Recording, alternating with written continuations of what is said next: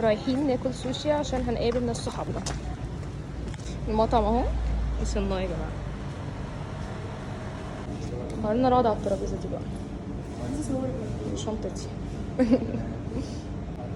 ديكور المطعم تحفه، ديكور المطعم تحفه، ولسه قاعدين مستنيين صحابنا ما جوش لغايه دلوقتي. بس على فكره هم عاملين عروض برضو، ده تريب سوشي بالمناسبه، عاملين عروض تمام، وعاملين عروض برضو على البيدج بتاعتهم عشان عايزين تاخدوا فكره. هما اصحابي لسه ما جوش، فانا قلت يعني اديكوا اي حاجه بدل ما انا قاعده. انا طلبت السيرتي بيسز دي يا جماعه، حلوه قوي. مش قادره بجد، مش قادره. اصحابي يقولوا لي لو احنا نص ساعه وجايين، اللي هي دي ساعه. القشره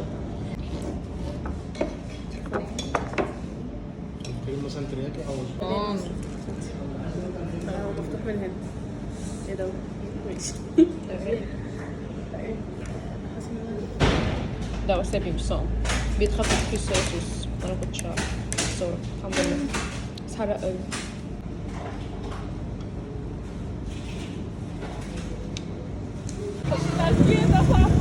ده خليها ذكرى منيلة.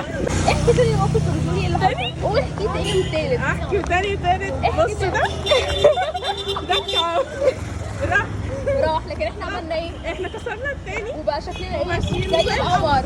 ايه الحلاوة دي؟ هلغي العيد ميلاد. العيد انا هقول لكم باي باي بعد كده. لا هو زي الفل، شكلك تحفة، كلنا عجبنا ان هو شكله احلى كده بكتير. احنا في جملة ماركت اصلا.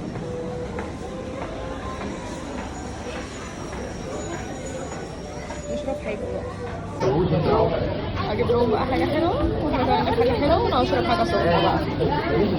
3 بعديها في عرض كتير، 3 في واحد حتى.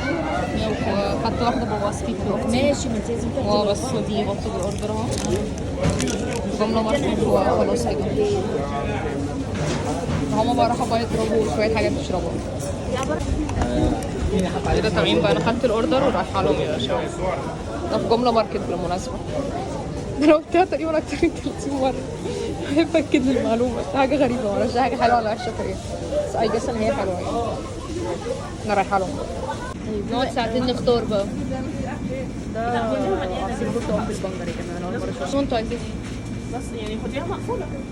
هي ايوه لازم الستوري.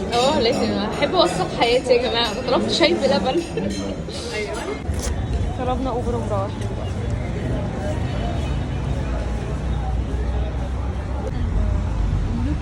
ايه دي؟